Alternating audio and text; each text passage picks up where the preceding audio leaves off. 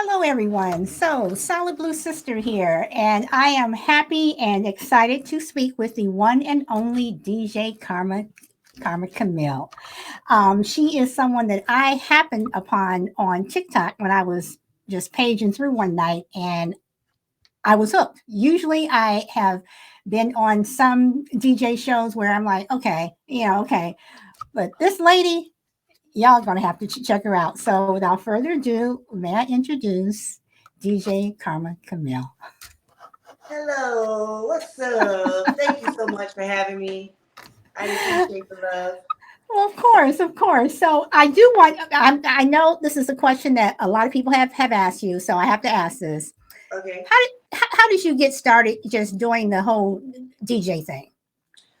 Well, I'm a singer. I'm a singer first. I started singing in cover bands and learning how to read a crowd. So that was my first introduction to learning how to fell in love with music as a child, but just learning how to read a crowd and falling in love with music that speaks to us, not just the music that makes us dance, but actually like love songs, R&B songs. And so I was able to learn how to read a crowd, and then working so many like corporate parties and private events, they would always be like on your break, can you spin the iPod? Can you play music? And while everybody else gets to take a break, I'm like stuck spinning the music. So I was like, I need to turn this into a real way to make money. It was a transition from me moving from Houston to Los Angeles, and I thought that that would be a good way to kind of make some extra income, and that's exactly what happened. A great way for me to still be expressive as with music, be a black female artist, a black female DJ. That's not many of us, and still be entangled into what I love to do is perform. Okay, all right. And for those who don't know, I understand what you mean, but can you tell people what you mean when you say that you learn how to read a crowd? Huh. Okay, so reading a crowd is basically setting apart, picking apart who you have in the audience. Um, it can be anything from age to race to um, seeing what they're responding to. And it just takes a wide knowledge of music to kind of make sure you implement the right song at the right time for the right group, which is very, very tricky being on TikTok because I cannot see what's going on the other side. I'm only vibing off of the comments that I get. So, Well, that was a question that I wanted to ask you because I'm a baby boomer. Okay, when I say old school, I'm thinking of songs from 60s, 70s. My first concert I ever went to were the Jackson Five. You mm-hmm. know, um, so what demographic are you looking to like? What demographic are you looking to capture, or you don't care, or do you find, because when I read the comments, it seems like a lot of people are in the 40 on up crowd. I could be Mm-hmm. wrong. No, definitely, I believe that. My initially, I just kind of started hopping in there with whatever I was feeling um, in my spirit, and then kind of maybe like halfway through, I've only been doing TikTok for maybe like 3 months now, Really? right? So halfway through that, I started putting a little bit more songs. I started opening my show with a little bit more songs with heavier beats. Still kind of grown and sexy, but more attention grabbing songs. So a little like bait almost, like just kind of like grabbing the attention of anybody who loves good music will understand. Any age will hear this song, and then they'll like, I like this song. So I feel like the demographic that I have is probably maybe mid 30s on up. If I play a really old school song and I get a lot of comments or a lot of feedback, of people saying, "Oh yeah, that's my song," then I know I'm dealing with someone older. You know what I mean? Or I see that there's a lot of older people. And then I feel like one thing about a musician is that you are not a musician, but a music lover. You know good music when you hear it. Mm-hmm. So it doesn't really matter if it's older. If you love music and you're 25, I have a lot of people asking me stuff like when they hear maybe a Rick James song or maybe a Smokey Robinson, like what's that? Because they've never heard it before, but they know that it's good, you know. So Can we talk about that for a minute? Because okay, again, I'm a baby boomer. I am old school. I grew up in Chicago. Moved to Los Angeles. Now I live in Riverside County. okay,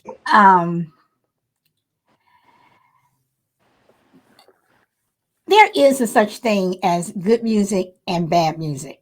Now, uh-huh, having said that, I am not a Beyonce fan. hmm. I'm not a fan of the newer stuff, but I truly believe that the old stuff is the best. No, it is, and that's why it really so resonates with me because like I love um even when I was a child, I attracted to that. Like that was my go-to. And two, because my parents are pastors, so when we were growing up, um, secular music was not a thing in our house. But we could listen to Luther, and we could listen to Al Green, and we could listen to like Aretha. We could listen to love songs. Um, Everything else was like a no. So I think that's where the beginning of my love for old school songs kind of started for me. Um, and so the music that's out today, every now and then I come across something that I really love.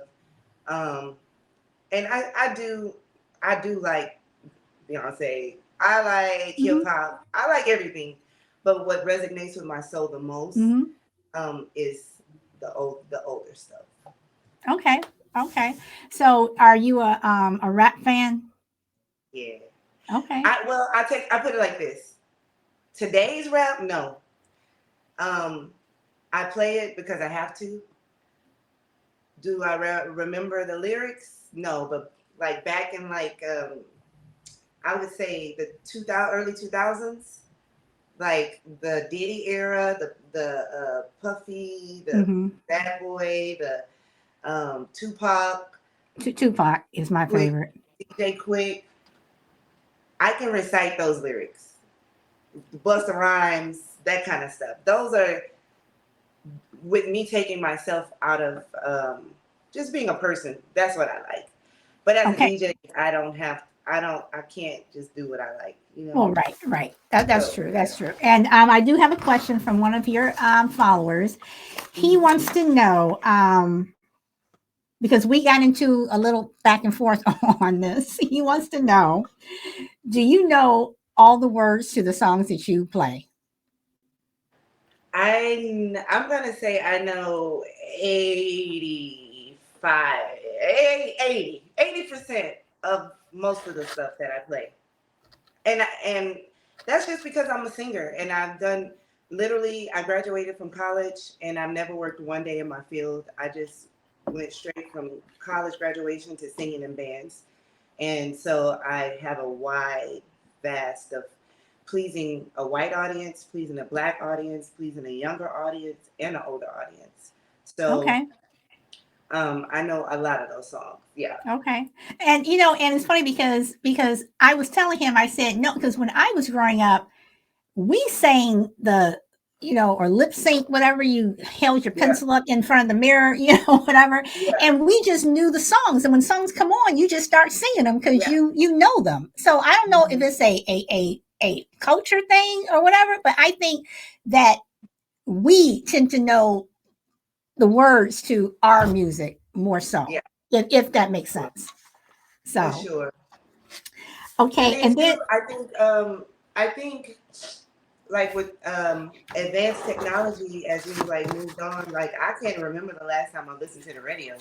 Back then, the radio was all we had, so it's like Yeah. the same songs playing over and over again, and kind of like you kind of had to eat it. Like Yeah. you gonna like this song or turn it off. You know. Right. Right. Now we don't have that. You got so many more options to listen to music, so your brain is just everywhere. That's how I feel. So when you started to DJ, because when you're live, I'm looking at your soundboard and it's for CDs, right? Mhm. Well, it's called a CDJ, but there's no CDs in here. It's basically all digital. I have everything is digital in my computer. Okay. So I am going out of the turntables. It's just like a controller. So I'm going Okay. out of here, and it's controlling the music that I have in the computer. So it's no CDs. It's acting as a CD because I can see the digital lights going around and like where it is in the song, but it's no CDs in there. So did you ever learn to DJ with actual albums or records? No, that was before me, before my time, and I'm kind of glad because I as a female is it's already a lot like lugging when I get ready to go to a gig, I have to pack all this stuff up, sound, speakers, this, like lights. It's a lot. So it's something that you definitely have to be passionate about. But I can only imagine having to carry crates around. Well, I mean, I say that not so much as having to lug everything around. Is that something that you think that people who started using the LPs have an Mhm. edge over people who were doing it like you are now? Like they learned the old school way and then they Mhm. moved into the digital, you know? I think for me, one of the things that turned me off about never having to touch the vinyl book because I think that is it's great. I think that if you learned on there, if that's where you started, I think that's great. I was never attracted to it because I am a person that's always on the go, and I'm rough. I'm a tomboy. I just like throw it in there, throw it in the bag, let's go. With turntables, with vinyl, you have to keep needles. They're very expensive. You have to Mhm. keep needles. You have to keep your records in immaculate condition. It's no it's no way you can actually just put the record in there. It's like it has because it'll scratch, Mhm. and then you'll be out of a song. So for me, it's a turnoff because I don't want to have to go to the store and buy needles every single time or records every single time. So for me, it's just better to have a library of music in the computer. Okay. I press play, we in that thing, So a lot of people that started on vinyl, they're true to their craft, just kind of like Mhm. me. For me, I'm as a singer, I like soul. I don't like runny singers. I like to Mhm. hear that that pure sound. But to the new age singers, that's their thing. That's what they like. But I like this. So it's to each his own, and Okay. I know some of the diehard vinyl fans, they frown upon the new school controllers. They don't like it. Okay. All right. So, uh, hold on. I'm losing my train of thought here. Okay. So, why did you choose you? Kind of touched on it, but I'm going to go a little bit deeper. Why did you Okay. choose old school? I mean, even though you said you have to know how to read the room and stuff, and depending upon your crowd. But for TikTok, why did you choose old school as opposed to disco or hip hop or whatever? Well, um, I want to say supply and demand. Okay. I logged on to TikTok. Actually, I started DJing on Facebook during the pandemic, and Facebook was just tripping. Like you would go live, and then all of a sudden you get a message. we're about to turn your live off because you can't play this song. I'm like, ugh. So after a while of that, it's just become annoying. And I did it for a while. And I was like, you know what? I'm over this. Then I had a TikTok account, but I had like 200 followers. And in order to go live on TikTok, you have to have 1,000 followers. So I was kind of like, I don't know. I just kind of went to a few DJs pages, and I noticed that a lot of people were either playing a lot of sexual music. They were doing the late night thing, but it would be more sexual, which I have no problem with sexual. But that's what their concentration was. Or if they were doing like other stuff, it would be either hip hop or Afro beats or just faster stuff. And to me, I was like, you know what? I need to do something for people that don't want to hear that, something alternative to feed souls of people. Because people started coming to me just basically telling me how they were hurting or how they were in the hospital or how it was just therapeutic for them. And I just wanted something with a little bit more substance, like that can speak to people on a more intimate basis instead of just, banging. But I do those during the daytime, just FYI. I have a lot of fun during the daytime. But at nighttime, that's when problems set in. Whatever people are going through, maybe breakups or just bad days, and you just kind of want to unwind. So this was the way that I could like be nurture that. Well, you have gone from 200 followers to a couple of thousands of followers. Yeah. So you are doing very, very, very, very well. Do you see any pros or cons on TikTok? I am in love with TikTok. To be honest, I ran from TikTok because I'm like, I can't take another app. That's in my mind. That's what I was like. I can't take another get into it social app. And in my mind, I thought it was for kids. Because you think of TikTok and you think of people dancing. I was just over it. I don't know what made me just take an interest in trying getting on again. But once I think too, just the fear of having to learn something from scratch again, it's just like, but TikTok has been the best for me out of all of them. I literally have stopped posting as much as I do on Instagram and Facebook, and I have focused on TikTok the most because there are people. It's not just for kids, and I think a lot of people think that, but it's been great. I like the interaction. I like the fact that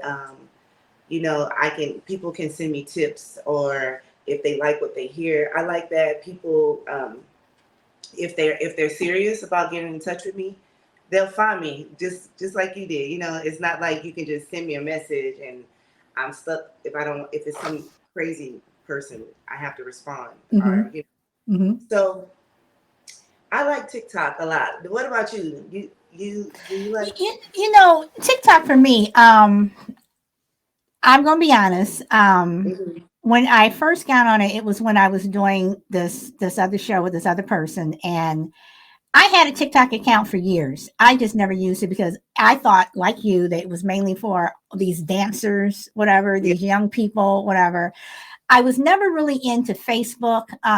In fact, I didn't get on social media until the 2016 election. That's what propelled me onto social media, because I had to open up my mouth and tell everybody what I thought. So,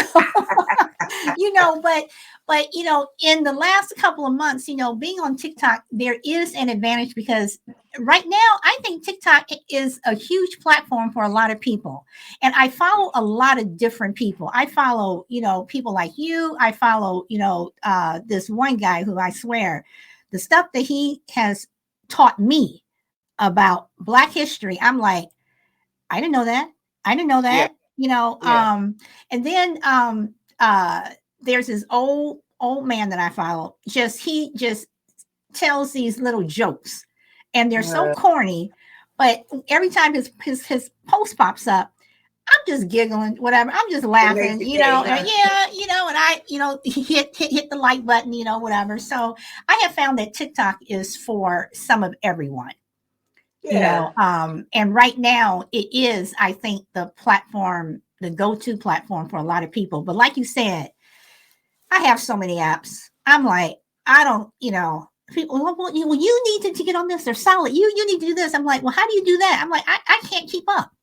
Yeah, it's overwhelming. It really is. And then it's like, for me, I see creators making all this money, and I'm like that person. I'm a hustler, right? So I'm like, listen, you're not about to be making all this money, and I'm not about to get all this. So it's like literally when I post on TikTok, I have to take the videos and repost them to each platform, trying to make it grow, basically. So TikTok has been very educational, more than I thought.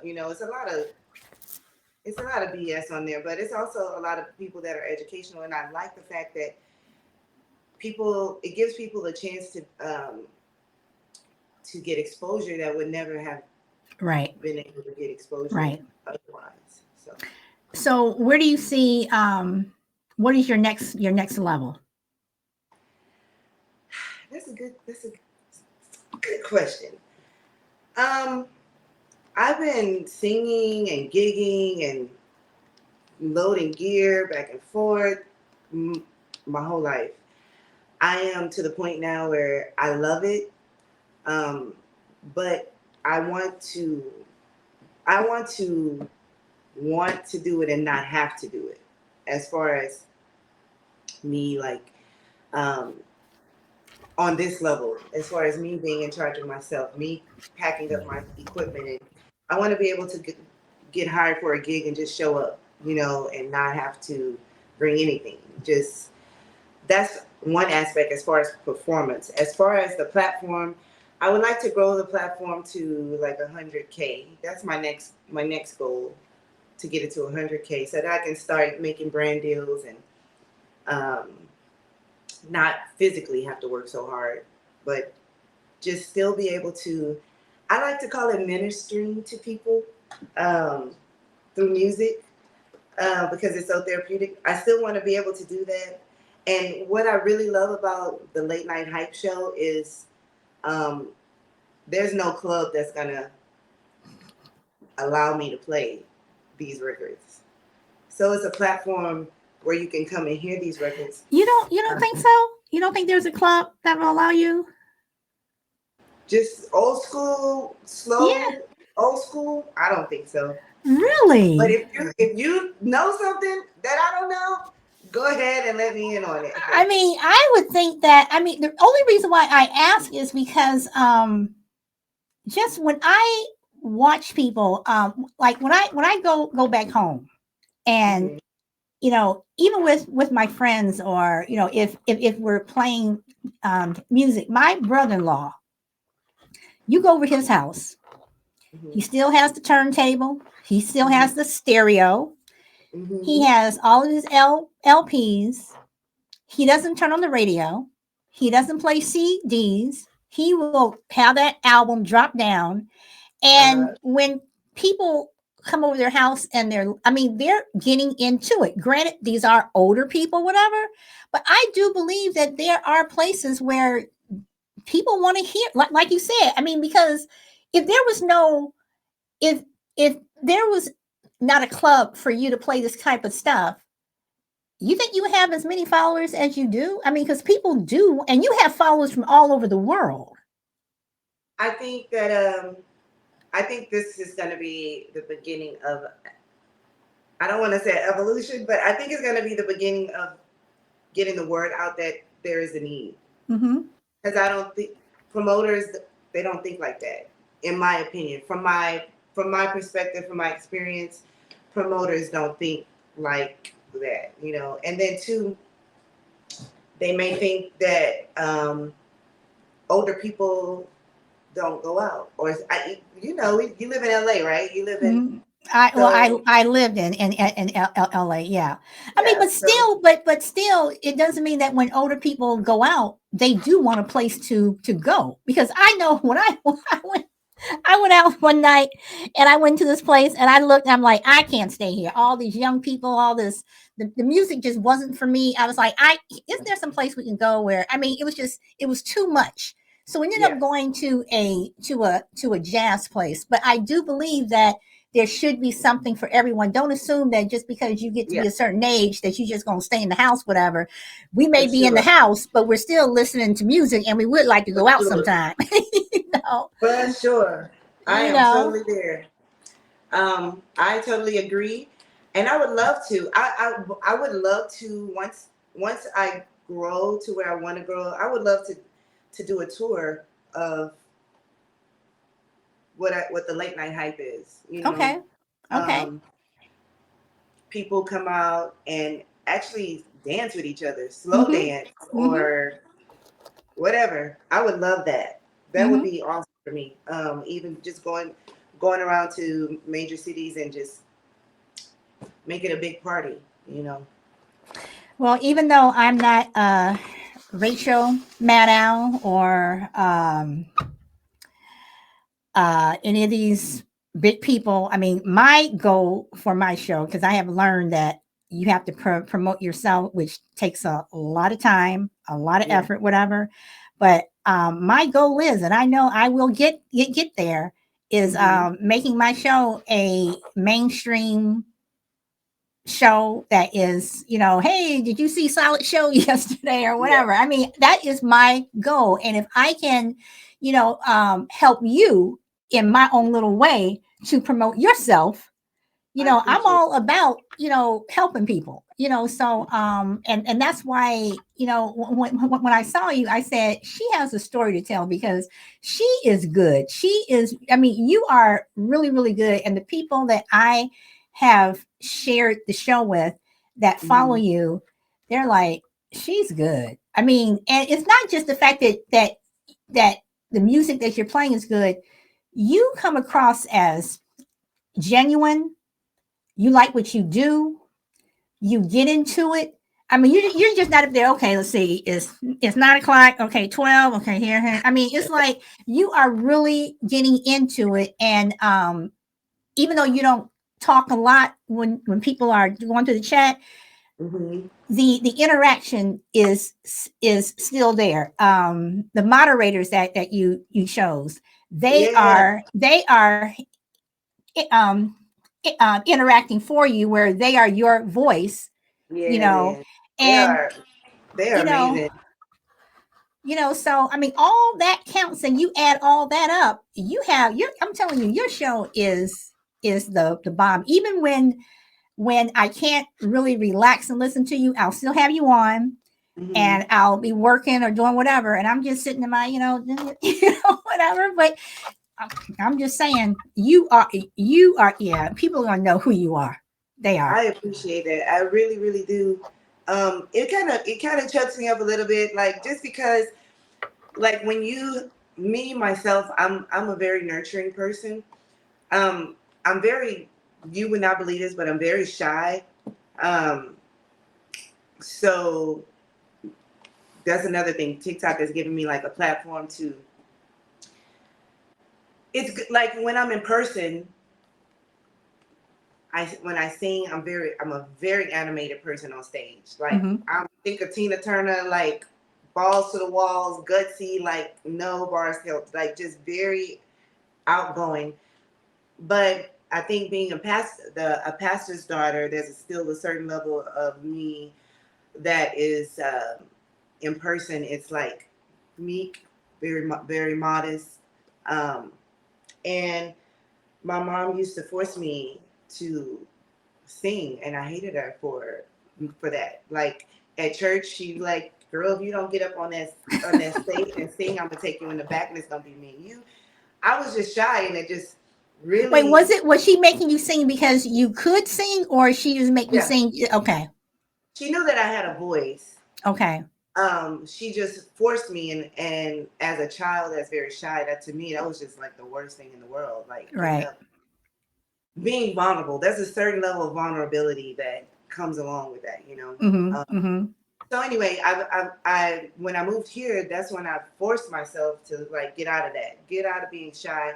I still am, but when I got a microphone, that's all over. Like it's almost like a Sasha Fierce. It's like on and off. Like when the microphone is off, so am I. And then when it's on again. But yeah, I have always been very very shy, but me having this platform and then having people want to participate and I didn't ask them to be moderators. They asked me, and I said yes, and they're passionate about it, and they're amazing at what they do, and I just feel blessed to have a crew of people and people that aren't even moderators. You know, they're participating and they're saying things to people and, you know, speaking for me per se. And it feels really good to be in a position to be able to supply that for people to help me, and then they help others as well, you know. Okay. All right. So when you first moved from oh, sure. Okay. When you first moved from Houston to LA, was it your destination was to be involved in music? Most definitely. I knew that I had something a little bit, I would say special. Just being able to touch people through music, through song. When I got here, I wasn't a strong DJ. I had just really started learning how to DJ. Um, but I was a very powerful entertainer. So I wanted to get out of Houston and come here so that I can be exposed to more, Artsy. put myself in a way of a blessing more than I would in Houston. So there's more connections here. There's more ways of networking. So that was my intention, to come here and just network. Okay. Can I ask how long you've been in Los Angeles? Yeah. I've been here. I came here in 2010. Okay. So I've been here almost 12 years now. Okay. Yeah. So how do your parents feel about you and your DJing and your backup singing and all that other stuff? My parents, or initially we come from the South, so you know Southern parents in the church is just Southern parents in the church. So it was initially like, why are you not singing gospel? You need to sing gospel. And now they just, I think it's just common now. I guess they tired. I'm tired. We tired of fighting. Just do what you do. Okay. But they still are pastors. They still do their thing. I still love God and I still sing gospel music. And I feel like if that's your conviction, then that's your conviction. But you can't put your conviction on me. Right, right. Do you have any brothers or sisters? I do. I'm the oldest. My sister right under me, her name is Brittany Washington. She is an amazing keyboardist. I was about to ask, were they singers or were they in? Okay. She's toured with Beyonce. She's toured with CeeLo. My brother also is a musician. He's been signed to Interscope Records. And I have another little sister who's also an amazing singer. So we're all musically inclined. We love. Wait, so your parents raised these musical kids. Yeah. Okay, and you said the only thing you guys could really listen to was Luther or Al Green or whatever. I just think it's just ironic that all of you now are just into all kinds of music. Everything else, yes. Exactly. It just goes to show you can do what you wanted to with your kids, but at the end of the day, they're gonna do what they want to do. Huh? They will. They will. They absolutely will. They absolutely will. So I have to ask this. One of my last couple of questions. What was your very first concert that you went to? Well, okay, this is a two-part question. So answer that question first. What was the very first concert ever that you went to? Okay, my very first concert, I was an adult. Because I Okay. told you, my parents would not let me go Okay. anywhere. Very strict. I won some tickets to go see Frankie Beverly and Maze. Okay. All right. I did not know when I got there. I was looking for Frankie. I was looking for Beverly, and I was looking for Maze. I didn't know this was Frankie Beverly and Maze. Right. So Right. it was just funny because I was just like, where are the other two guys at? I just thought it was three guys. I don't know. It's so funny. But But that did was my you first okay? time. But did you not listen to their music beforehand, or you didn't know, or you were invited to go and you didn't know who he was? I was very young. I won tickets on the radio. I've heard their Okay. song. Of course, we heard, before I let go, I hadn't dug deep in the records, but the Okay. popular songs maybe, I've heard before, but never knew. I didn't grow up listening to that. And so, because that's like before my time. So I just heard the songs on the radio, maybe once and again. And then I never owned a record, or there's no Google for me to be like, who Frankie Beverly is. Just like, I just knew that I loved the music and I didn't mind going to the show because the Okay. tickets were free. So I Okay. got the tickets, we went, I had a great time, and I was like, well, now I know that Frankie Beverly is a man and Maze is a man. Okay. All right. So, okay, and the other part of the question um, is there someone that you would have love or would still love to see in concert, but just you just haven't gotten, you just for whatever reason you're busy, whatever, you just have not been able to see them? um, so I really, really wanted to see Luther. Like, Luther was up here for me, and I get a lot of my tonality, and because once again that's what we were allowed to listen to. So I learned a lot from him. Vocally, I when he died, it just broke me down because I was like, no, I didn't get a chance to see him. So I made it a point to never miss a person that inspired me to go to their concert. So after that, Tina Turner got out of retirement, and I was like, I'm going. Forget that. So I bought a ticket to that.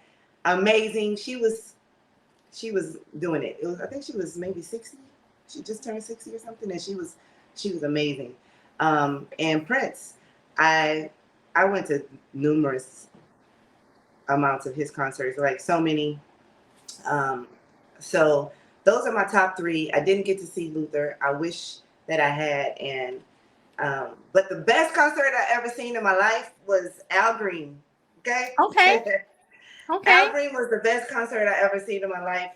He had one spotlight on him.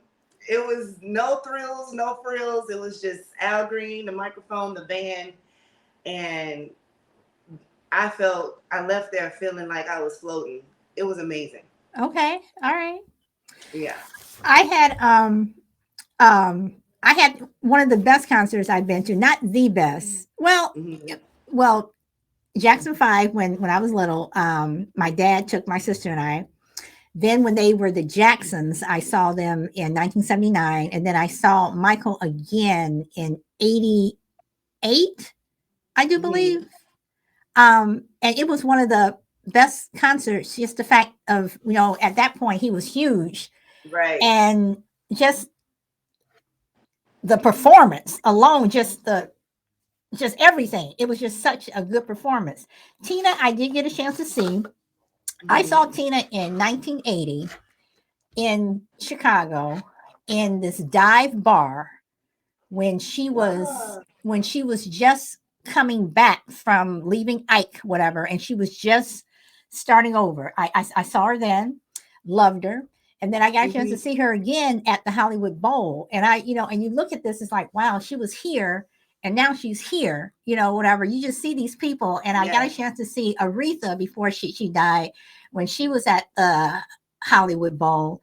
But Prince I only got a chance to see once. But one person that I never got a chance to see, almost did but didn't, when she could sing when she was really singing, was Whitney Houston. I knew you were gonna say Whitney. Yeah. I don't think that she was much of a performer, but her voice, I was, just her voice. Right, for sure. So I'm like, I was sitting here thinking if I should say this, but I'm gonna say it so I can put it out there to manifest. So I just came up with this idea that I'm gonna put together this show, and it's gonna be like, it's not gonna be a Tina Turner tribute, although it will be a tribute to her, but it's not gonna be a tribute. It's gonna be like Tina Reloaded. So in my mind, I have an orchestra, I have a horn section, a band, costumes, and it would be like if she was out today.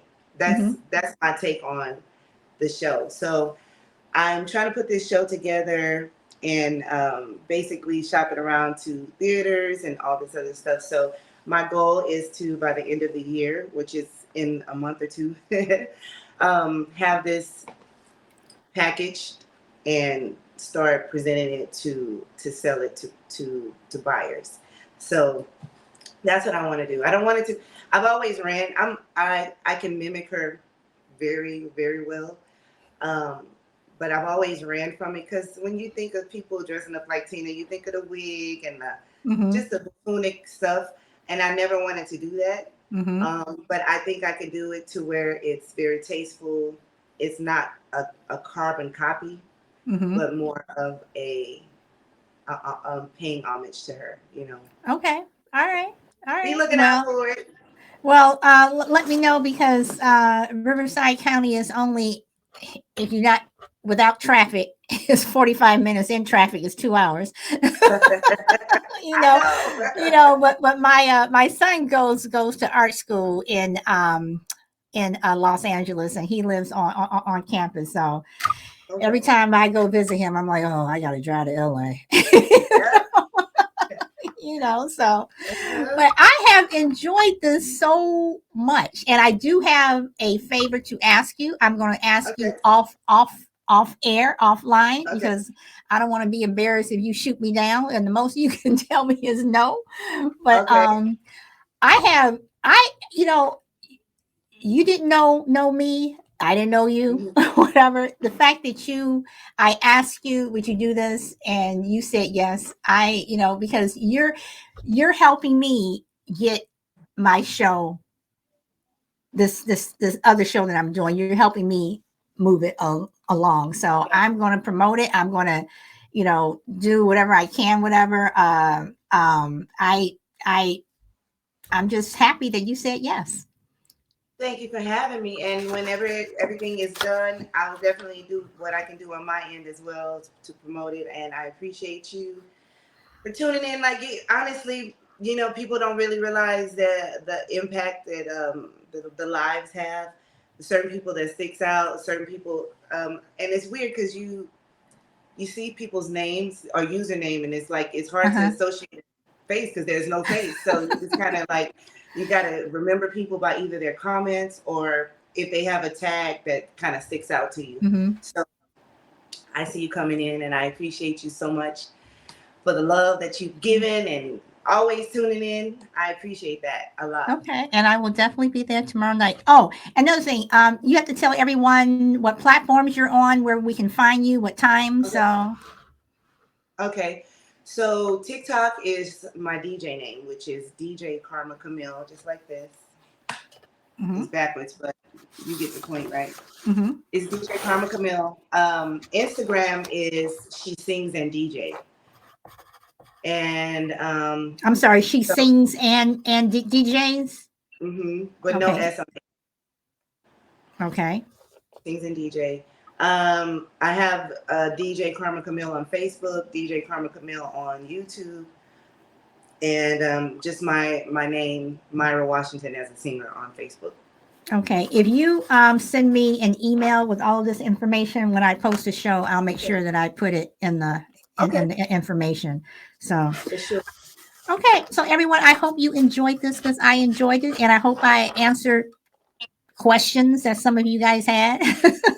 So until then I hope to see you on your live. Yay. All right. Thanks so All much. right. I appreciate it.